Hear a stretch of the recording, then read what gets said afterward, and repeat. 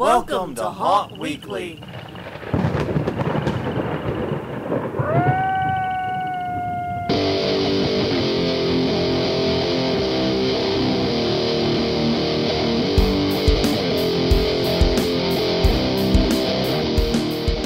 Hello, everyone. I'm Jonathan. I'm Crystal. And this is Haunt Weekly, a weekly podcast for the haunted attraction and haunted entertainment industry.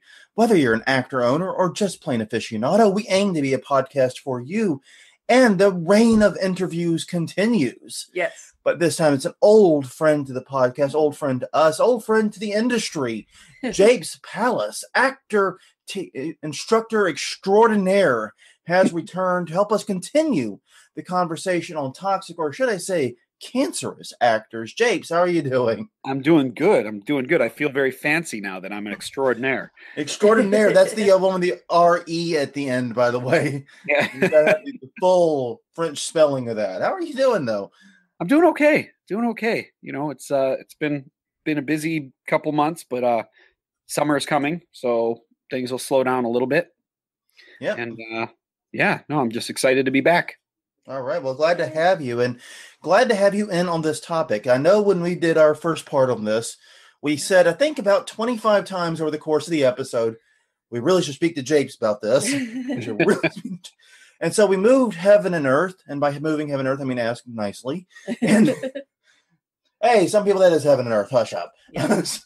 But yes, and you have agreed to come back and elucidate us further on this topic and share some of your great stories of toxic, or like you like to call them, cancerous actors. And we'll get into that, I guess, as to why you call them cancerous.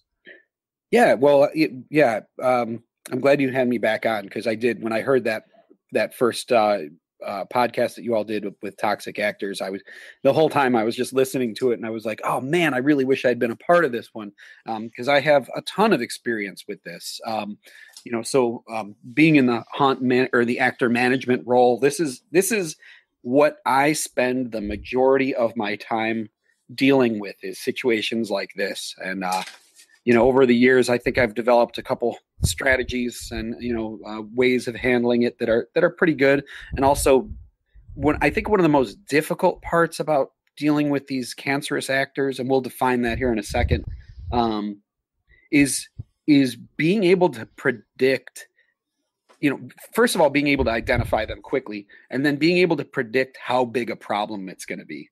And I think that's something that just takes time. And it also, I tend to go through worst case scenarios in my head all the time. But as far as like toxic actors and you mentioned, I like to use the term cancerous. And I've really thought about that for a long time, because I remember my first haunt ever. I was immediately exposed to toxic and cancerous actors, but it wasn't until a couple years later in my career that I started to realize that's what they were.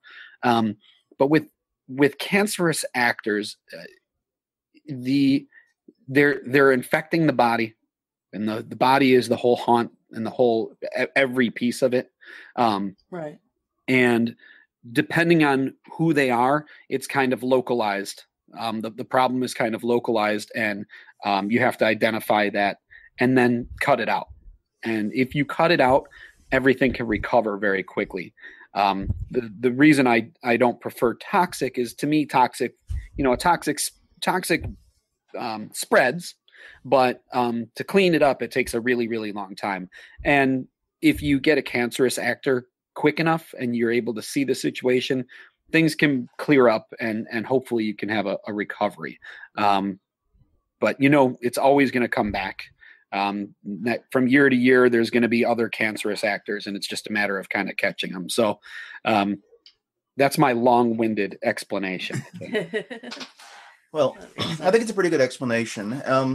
So what do cancerous actors, in your mind, do? What makes an actor cancerous? So, listening to your podcast, I felt like the last podcast, I felt like you started talking about just really annoying actors, or actors that just sucked. And that isn't in itself cancerous. Cancerous is generally going to be somebody who's affecting the overall show. And that comes down to usually a couple things. Number one would be like disrespect towards management. And those people who kind of undermine the managers and discredit them. And that to me is a huge problem. And I don't like to be like a top-down manager, but I do understand that there has to be some level of respect for the people who are making the decisions for the show, you know? So there's that. And then the other piece, or the other type of person, generally speaking, and I'm sure we could probably expand this out more if we thought about it, but the second type is the type that spreads disrespect and distrust amongst the crew for each other. You know, somebody who's causing drama and, you know, saying this girl said this thing and she didn't really say it, and this guy said this thing, or this guy has been hitting on me even though they've never even talked. You know, the people that just kind of invent situations that pits actors against each other, or sometimes managers as well. But they tend to be people who thrive in drama. And, you know, we've all dealt with this. I think we probably all know what I'm talking about here.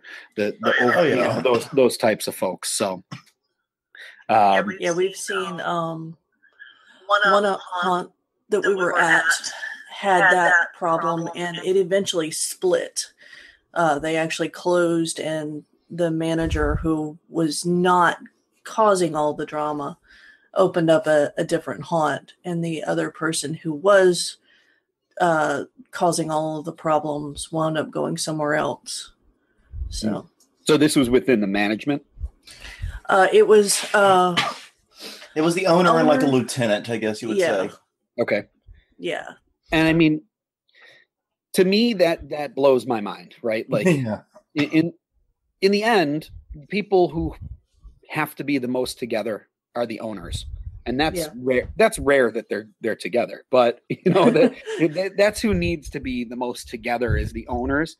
And then selecting people to be around you, the management, the lieutenants, as you mentioned, like it's so key. You can't have people bring drama, you know, in your management crew. And if you recognize that they are bringing drama and it's too late to turn back, you're in the middle of the season and you all of a sudden realize, curses, you know, this person is causing some problems. You've got to be on top of that person hard, and you've got to know that what they're doing, and then start over managing them and start and make sure, because I mean, and again, if it's a safety issue, if it's, you know, I've had actor managers who I found out later were hitting on all the girls. Like that's a huge problem, problem. And that's not something that had I known earlier, I would have cut him immediately. I would have cut him right then. It wasn't until after the season that people started mentioning it. And I was like, guys, why didn't you tell me during the season? You're a little late, people. Yeah. Right. I would have done something about it, you know, and I make it very clear to everybody, my expectations at the beginning of the year and throughout the year, like, you know, safety, especially in regards to, I don't know, relationships or, you know, certainly, I don't want anybody. I don't want managers for sure using their power to coerce people into things that they shouldn't be doing. You know, to me, that's a huge, like personal faux pas thing. You know, like that to me is about one of the worst things you can do in a haunt. So, you know, when it's within management, you either, if it's a safety issue like that, you have to cut that out immediately. And if, like I said, if you're already too far into the season to cut that person, then you might need to change up their role and move people around. Because if it's happening at that level, then it communicates to the crew that it's okay for this to happen. Yeah, as soon as you create that culture of, it's okay that somebody is disrespecting other people, then it just spreads really, really fast. And that's kind of where that cancer metaphor comes in. Like if it's coming from the top, it spreads everywhere really fast. And then you've got no way of fixing it. That once you get there, there's nothing you can do. Well, yeah, you have a way of fixing it. You shut the haunt down and reopen 2 years later. Yes, right. With just the people who were actually loyal to you. So, yeah. There you go. Problem solved. Look at me. Business. Yeah, that's not an ideal solution. No, definitely not the ideal solution at all. Yeah. So first is definitely identifying those managers, making sure that situation is good. If you've got good management that are helping to keep things positive, then again my structure with having team leads. The nice thing about the team leads, and I just started coming up with a ratio the other day. So I'm going to throw this out here now, and this may change over time. But I started kind of thinking about it from the elementary school teacher perspective that I have. And one of the biggest problems that you hear teachers complain about is class size. At my school, my school is 1 to 30. So the classes are 30 students with one teacher, which is really, really difficult to get quality work done. That's just too many people. So the rule that I've been kind of developing in my head is for every 20 people you should have one person managing them. So like, that's why I have my team leads. They have, they're running one attraction. If there's multiple attractions, they're running one attraction. And I try to keep it around 20 people. Because if you have that, then you can really get to know the people, and you spend time talking to people in between groups and at the end of the night. And you start the team leads become the actor manager's eyes for where is the drama coming from. Right. Because as an actor manager, if I've got a crew of 100 people, there's no way I can't keep an eye on 100 people. It's impossible. So having those team leads then reporting to me and going, hey, look, I noticed this drama going on between this person and this person. Then I get to be the doctor. I switch to doctor mode and I say, okay, how big a deal is this right now? Do we need to deal with it right now? Is it a bigger deal than the drama that's going on in the other haunts? Or is it something that could blow over? And, especially when you're dealing with kids, you're dealing with 16-year-old kids, 17-year-olds, whatever, your actors that are a little younger, sometimes there's going to be drama and it pops up and then it goes away. But you want to recognize those patterns of, oh, this person always has this kind of drama and it's consistent. Now we need to start looking at what do we do next? Right. So that's kind of, I think, how to identify it.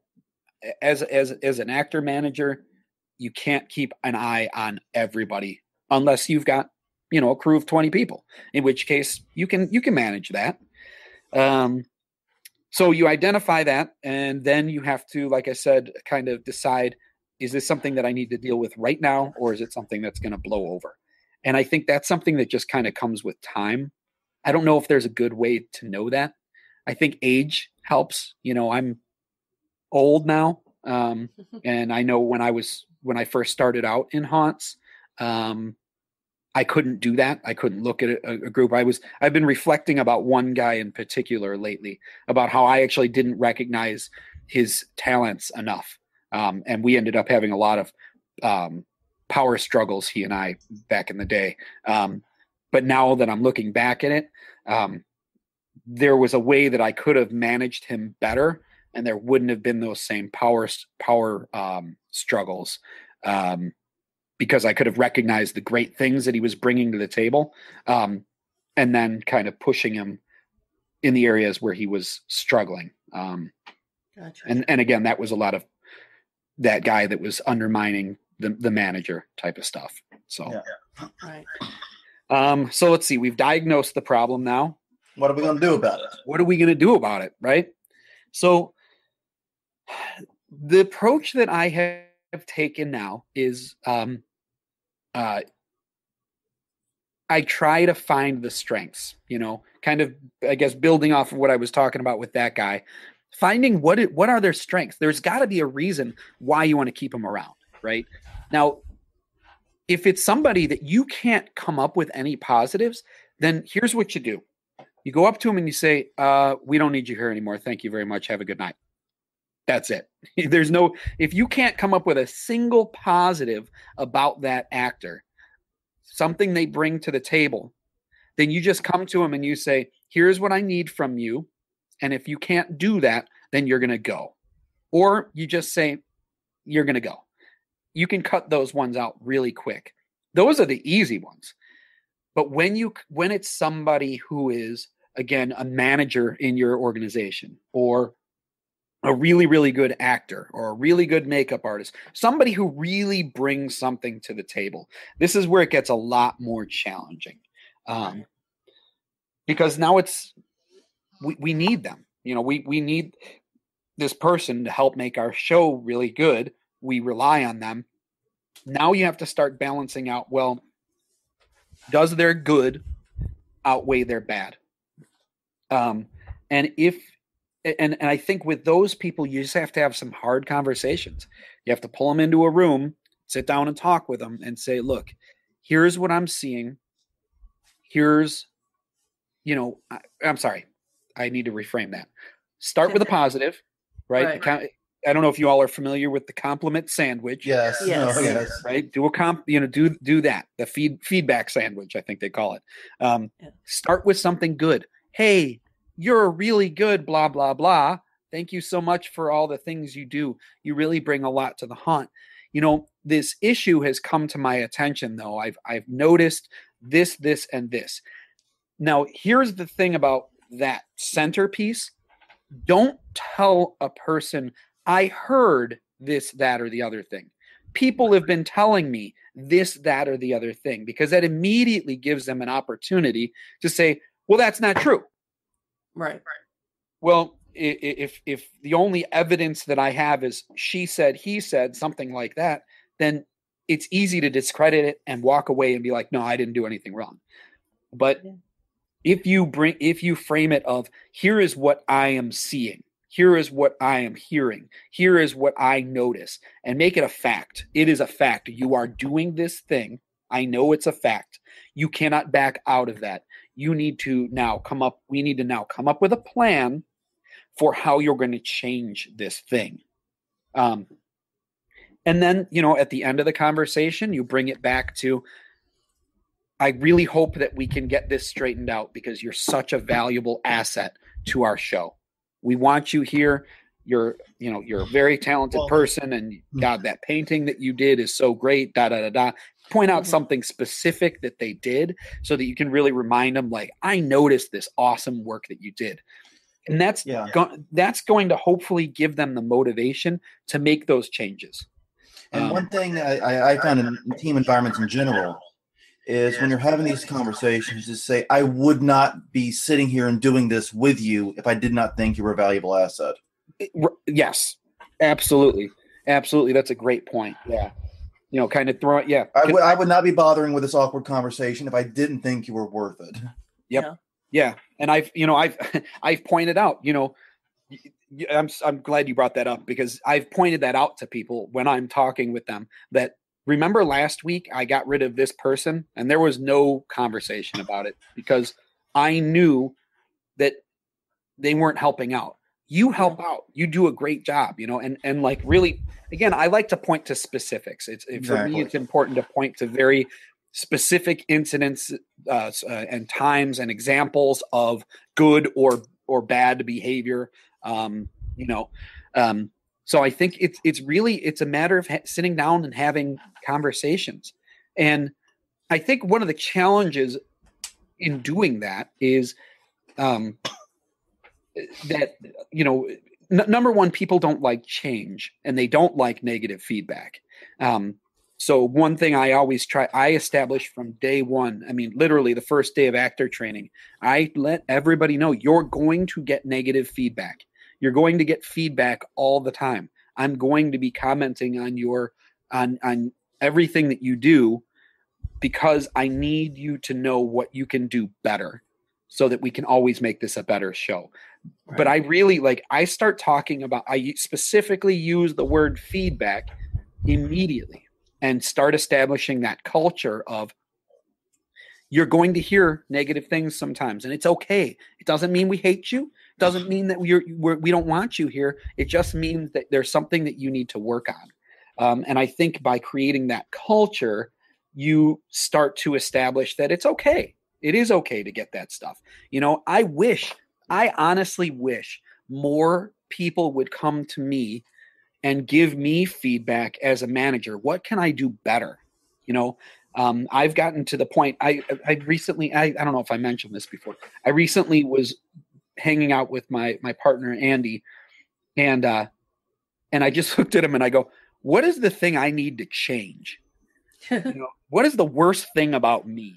He was like, oh, okay.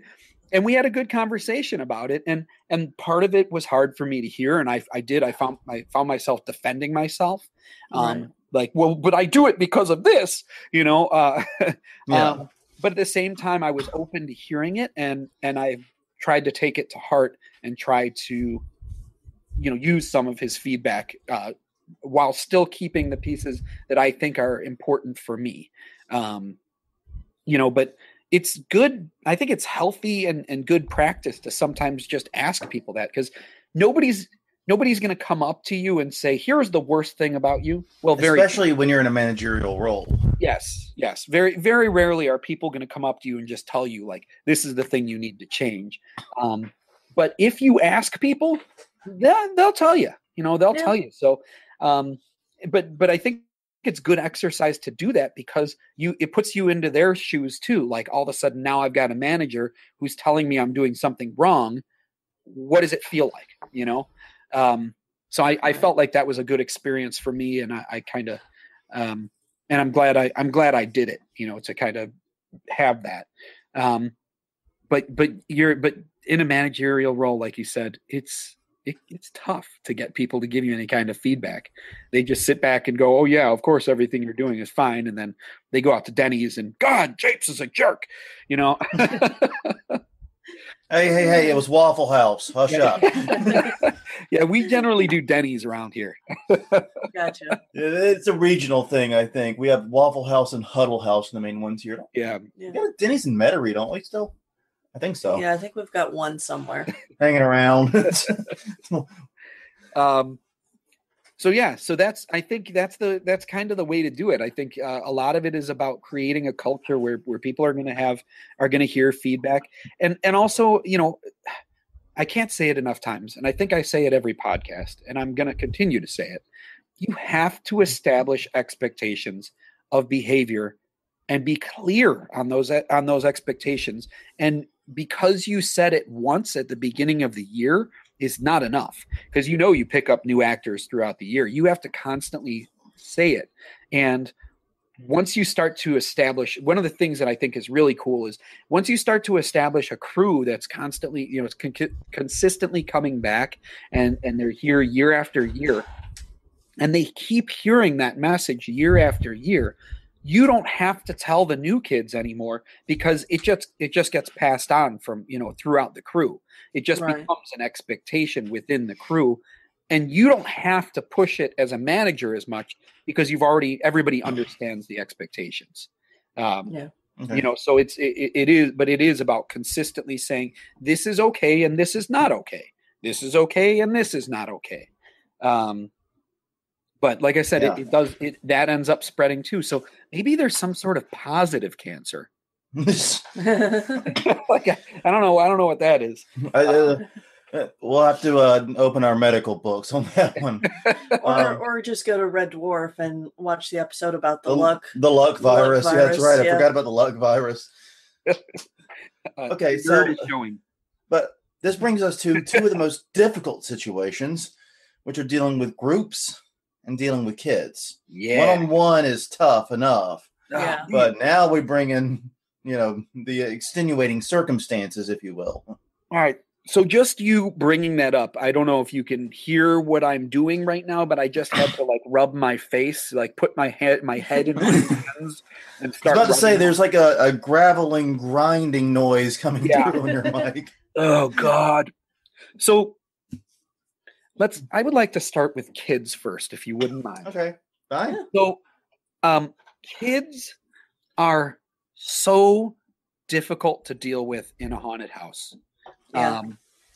And let's define this. By kids, I'm saying really anybody under 15. 16, generally speaking, that's going to be kind of where haunts are hiring kids, they're still kids, but now they're really employees. But the kids that I'm talking about, generally speaking, are going to be the children of your actors or the children of your managers. Oh, right. God. Don't. We're going to go into that, but it's going to be deep.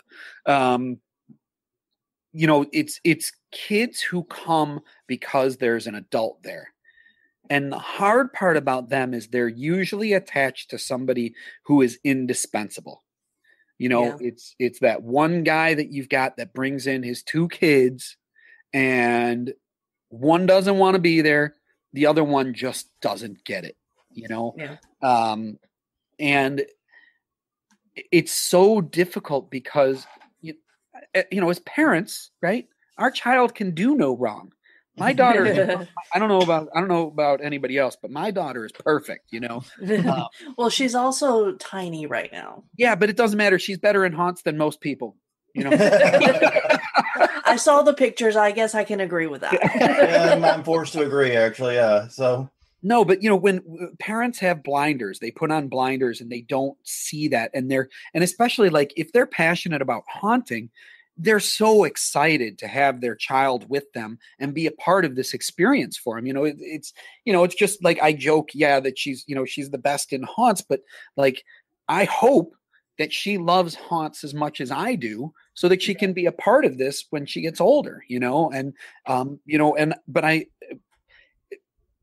we have to then help people to kind of look at it from that business perspective of, look, I think your daughter is great and wonderful. And I'm glad that you can have these bonding moments with her here and stuff, but look at what she's doing, Yeah.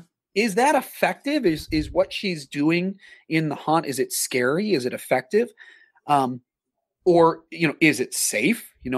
Some kids go crazy. And I've seen little kids, 10-year-old kids jumping around a room, knocking everything over, breaking everything. And they're like, well, I'm little, so I can climb on everything. No, it's not designed for that. This is actually a cardboard box that was painted to look like. Yeah, this is all held together with chewing gum and duct tape, really.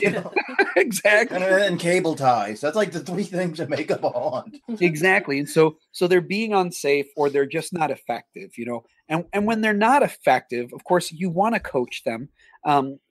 We had a problem of this, a big problem with this at one of the haunts that I worked at many years ago. All the owners had kids.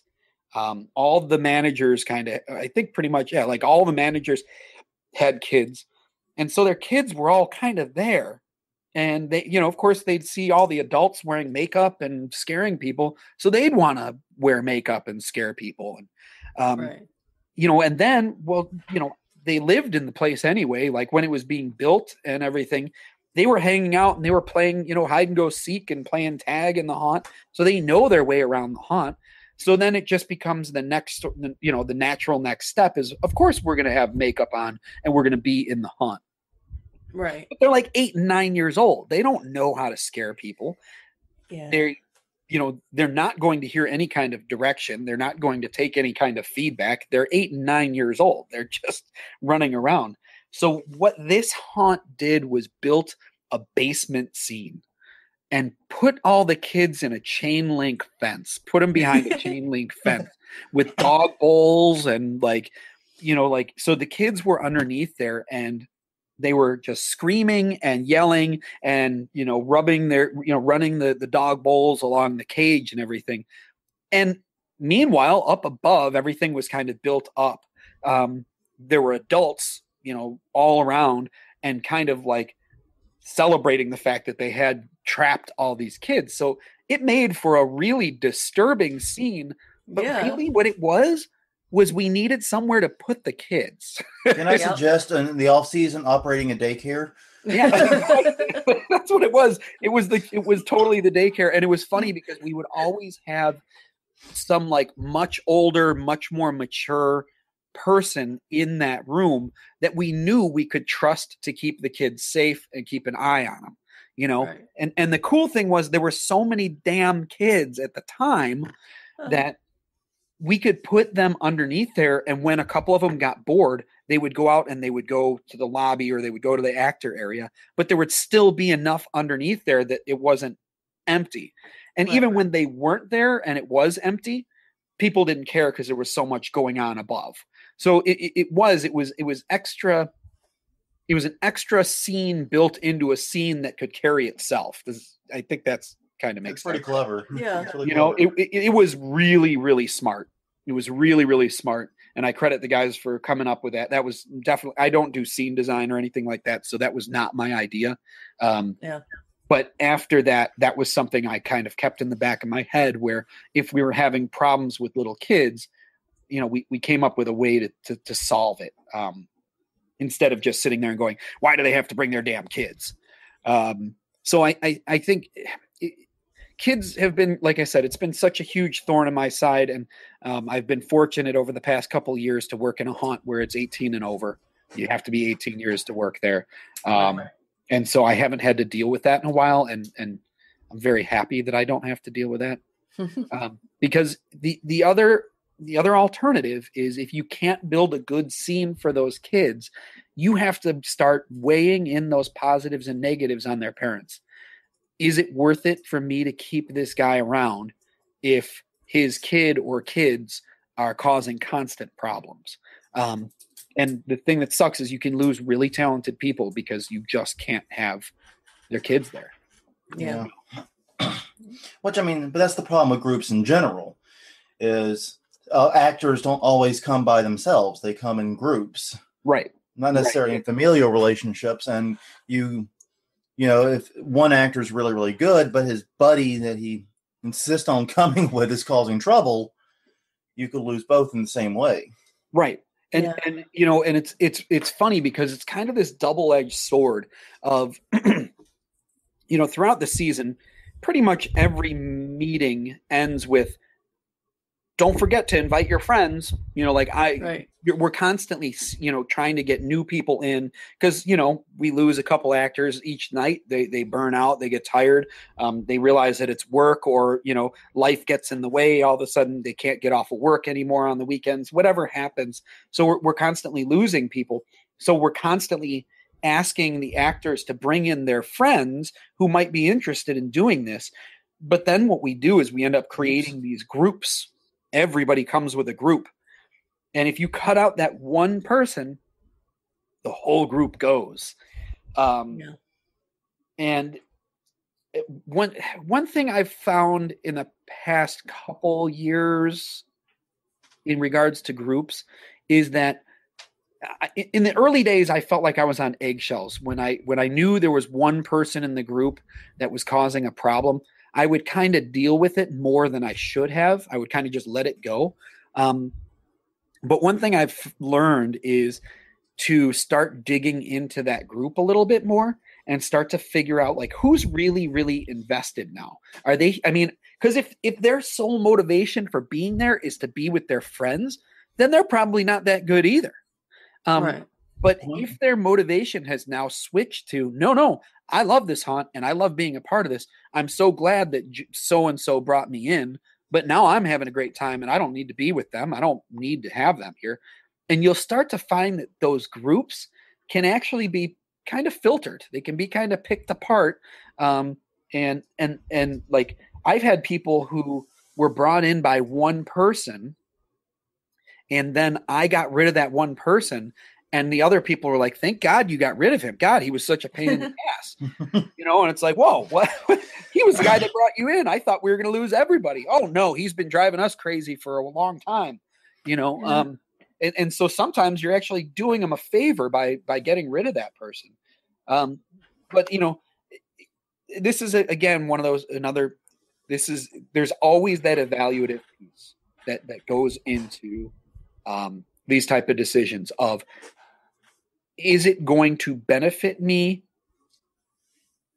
Like, is it going to hurt? Is it going to do more damage to keep this person or get rid of them? Yeah, I lose 4 people, but you know what?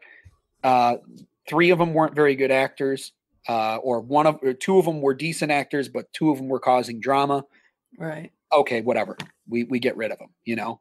And you know, the hard part, I think actually there's a part that I didn't acknowledge and I need to acknowledge now. There is also that part of some of these people you're friends with, you know, you've become friends with, or you've been friends with, you know, I would be terrified to like start a business with some of my friends who I've been working with in haunts for years. And then all of a sudden we start working together and I realize, this person's causing problems. I've been friends with this guy for 10 years and he's causing these problems. I can't just cut him, you know, especially if he's a partner or whatever. But like, there is that personal piece that makes it really, really difficult. You know,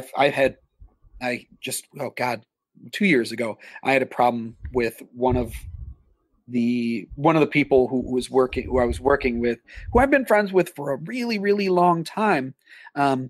But then I discovered that, you know, he was getting high during the show. And like you guys mentioned in your other podcast, the problems with drugs and alcohol. Yeah. Right. And I tend to lean more like alcohol is more the problem for me. Like if you're drunk in the haunt, that's just not a good thing. You know, it's just not a good idea. It's pretty easy to detect and you tend to act a lot dumber and a lot less safe. And you know, if you bump in a customer, you hit a customer, you do something like that, you know, then the cops come and it's like, well, this guy is hammered. Why are you letting him work? Right. Whereas being stoned, you know, people go on their break and they go out to their car and then they come back and they Febreze themselves. And, you know, I don't know anything about it, you know.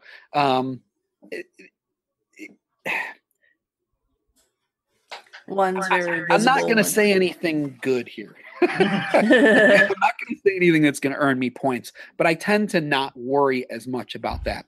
But what I do worry about, especially with drug use, is certainly anything beyond marijuana, anything beyond weed is not okay for me. It's not something that I want in the haunt. Generally, those drugs are going to make you act a lot more erratically. And you know, more dangerously. But somebody who's stoned tends to not be a huge threat. And if that's what you need to get into the zone, okay, fine. But where I have a real big problem though is when they start to say, you know, somebody who's like senior in the company or, you know, is a manager or something is then going out and getting high with everybody else during the show. And then it just becomes, you create this culture where, oh no, it's cool. Everybody just go get stoned. That's not a good thing either. You know, that's a bad thing. So yeah, we've got about 20 odd minutes left here. Yeah. So do you want to start discussing some of your nightmare stories? Since you want to unintentionally segued into it. I thought we could trade stories. Yeah, sounds good.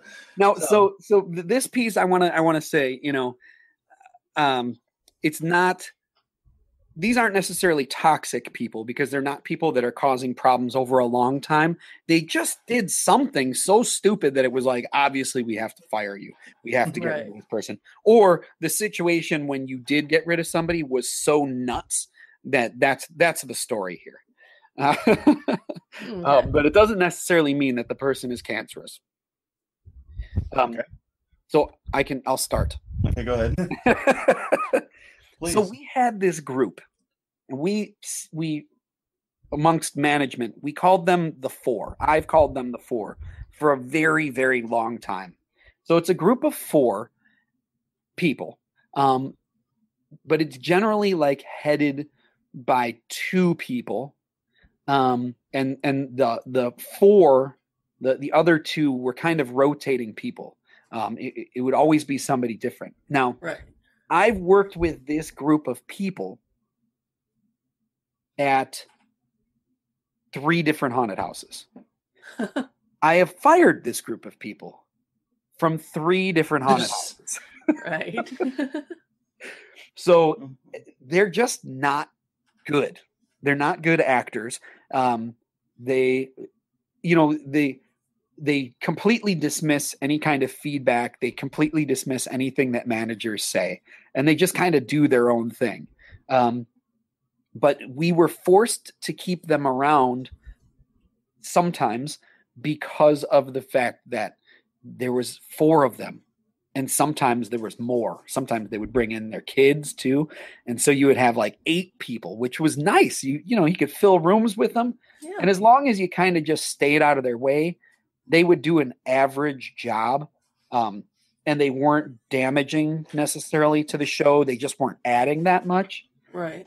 But yeah, so I had fired them from 2 different shows, and then I got hired to do actor management for another show. And I walked in and I look into the audience and there was the 4 were there, and then there was another guy. I think there were 6 people there that day who I had fired from previous haunts. So that was fun. The one of those, not the 4, but one of those people that was there, he worked himself out really fast. I told the management immediately to get rid of him, and they didn't listen. But I think by the first weekend he had proven that he should be fired, and he was fired. But the 4 we kept around, and it was the thing about them that was really difficult was they were insanely loyal. They loved being a part of the show, but they just really sucked. They were just not good. But I mean, they really, really loved it. And so this is, yeah. So one night we had like different vendors and stuff in our front room, or the front of the house, the waiting line area. We had all these different vendors, and we actually had a tattoo artist on hand who was giving tattoos while people were in line. Yeah, I know. I don't know how this was legal, but apparently it was. But because we had given him a place to do his tattooing and stuff, what he told us was he would give everybody tattoos. Anybody on the crew that wanted a tattoo of our logo, of the haunt logo, he would do for free. So the 4 had been really driving me crazy. They had been completely outright disrespecting and not listening to me. The one was sleeping in her scene frequently. Oh gosh. And how the hell do you fall asleep in a haunt? It's not the first time I've heard that. I just have a hard time fathoming that. I mean, I understand being really exhausted and you just worked a double and then you came to the haunt and blah blah blah, or you were dumb and you stayed out last night and partied too late with the other actors, and then you came in and you were tired, and like I understand that once in a while, but like this was like a consistent thing. Like she was sleeping frequently. I would come in and have to like wake her up. And a lot of times I would just walk through the scene to see if she did anything, and she wouldn't do anything. And so I would come back in and, deal with it anyway. But yeah, so I was kind of at my wit's end with them. And I was like, I talked to the management and I was like, look, I can't deal with this anymore. I'm cutting them tomorrow. We're done. I'm going to let them get through the weekend. And then at the end of tomorrow, end of Sunday, whatever, we're going to let them go. And, this way they get their last day so they can get their last day of pay and everything. I was trying to I honestly was trying to help them out as far as the way our pay scale worked. So the end of Saturday night, They come up to me and they're like, Japes, look, we all just got tattoos. God. I was like, oh, that's great, guys. Oh, good work. Yeah. So yeah, but then the next day I fired him. I was like, I'm sorry, I have to do it. So, but yeah, they've got the tattoos though. Wow. Oh, some bad decisions are forever. That seems like that seems like a bad idea all around. It also seems like I think it's Peter Pan, the song "Everybody who signs up gets a free tattoo." So to join Captain Hook's crew. So it's funny. I'm not a tattoo person. I have zero tattoos. I'm not a big tattoo person. But that, and that's kind of part of the reason, because, I look at it and I'm like, well, what would have happened if, 15 years ago I had an 11th hour tattoo? Like, right. I haven't worked for them for years, and they don't even exist anymore. But I mean, you can I guess you can chalk it up that was an experience in my life. That was a time in my life, and this is a thing that I did. Exactly. You could just go and get the tattoos logos from each of the ones you work at, and then you'd be covered. I know a lot of people with Dream Reapers tattoos. I think there might be one or two people out there that have Dream Reapers and Asylum Experiment tattoos. Yeah. So yeah, I mean, some people are into that. I'm just not into that. Yeah, we're the same here. I'm in the same boat. I think tattoos are beautiful. I appreciate the art and respect the craft, but none for me. Thank you. Yeah, I had a great uncle who, when I was little, showed me his tattoos. He was in his late 50s, early 60s, and they were military tattoos. And he's like, so don't get a tattoo because this is what it'll look like when you get old. And you might, want to change it later and can't. So, fair enough. If I ever get one, I'm going to put a lot of thought into it. That's God. I'm trying to think. We told most of our really good actor nightmare stories last time. But I was remembering the cannibal, though, from the JC haunt we were at way back in the day. Yeah, he should have been fired. That was one that was where a guy was not fired, though he literally did everything I can think of to be fired. Yeah. You know what I mean? Like I actually heard him once use the N-word in front of it was a scene-based haunt. It was the old classic style haunt where you had guides and scenes, and he was the cannibal at a cannibal buffet, right?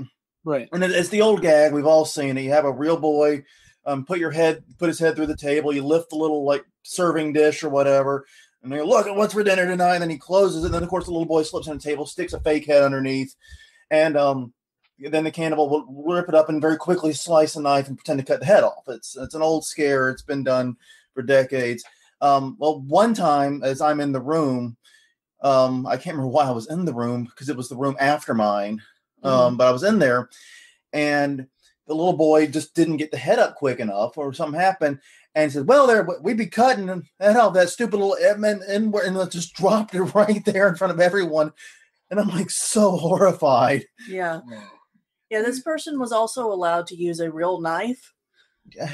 Nothing about this guy was safe, sane, or reasonable. It's like, oh my God. Yeah, he was also threatening and made inappropriate comments to female actors. Yeah, he was inappropriate to female actors. He physically threatened at least half the male actors. Yeah. There was nothing good about him, and I don't know why he was not cut.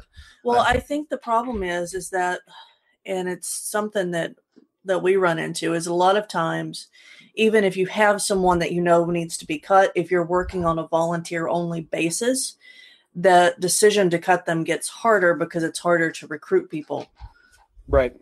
They had a deep enough bench, I think, at that haunt to put someone else in that role. I mean, that's not exactly the most complicated role. You give a little speech, act a little crazy, you cut a fake head. I think I could have swung that one. Is what I'm saying. Yeah. Well, and again, it's evaluating whether or not the drama, the problems that he brings are worth it for what he do the negatives outweigh, or I'm sorry, do the positives outweigh the negatives? Not in this case. Anybody that's threatening people and getting into altercations with actors on a regular basis, get them out. Like there's Yeah.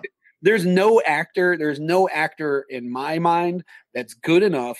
I don't care if you do makeup and you act and you manage, Right. and you're threatening people and getting into fights with people. No, you're gone. Like I agree completely. There's no reason for that. I think the other problem with that haunt was management.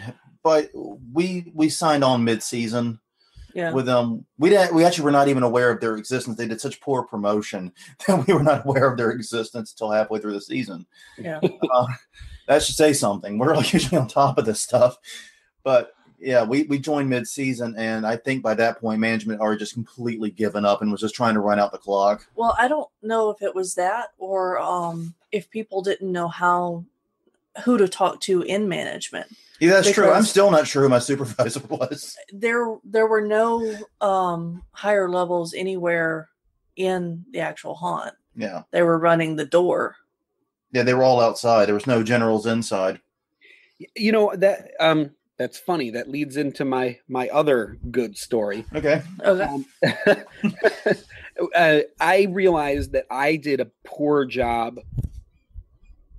I wasn't doing as good a job as I should have to let people know like who I was and what my role was, because I started letting like the team managers or the actor manager, or I'm sorry, the team leads rather. The team leaders had kind of become my go-to people, and so I wanted the people that were working in the haunt to know them. But that didn't necessarily translate to understanding like who's managing the team leads. So one night, this was the moment where I realized that I'd messed up. One of the team leads calls and he's like, "Japes, you got to get down. You got to get over here. This woman is like completely hammered, and she's got to go." And so I'm like, "All right, yeah, come on." So I go in, and it's one of the actors. It's not a customer. One of the actors is completely out of her mind, just totally jacked up. And so I'm like, can you? I was like, would you come talk with me? And I pull her out like a fire exit, escort her. I didn't pull her, but I escort her out a fire exit. And we go outside of the fire exit. And she's like, "What's the problem? I want to get back in there." And I'm like, "I love your passion. I love your enthusiasm. I'm glad you want to get back in there, but you seem a little intoxicated to me." And she's like, "Look, I don't know who you are, but I want to get back in there." And I was like, "Oh, well, I'm in charge of all the actors. I'm the actor manager. My name is Japes. I'm sorry if we didn't get, if I didn't introduce myself earlier tonight, but you have been here a couple days. So, I thought you might know me, but if you don't, I apologize. That was my mistake." I'm like, "But you seem a little intoxicated. Have you been drinking tonight?" "Well, I had a beer with dinner." Okay. A beer with dinner. Yeah.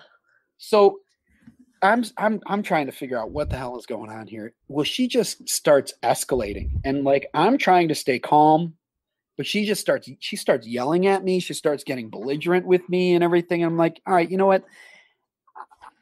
I'm gonna ask that you take the rest of the night off, and you can come back as long as you come back sober tomorrow.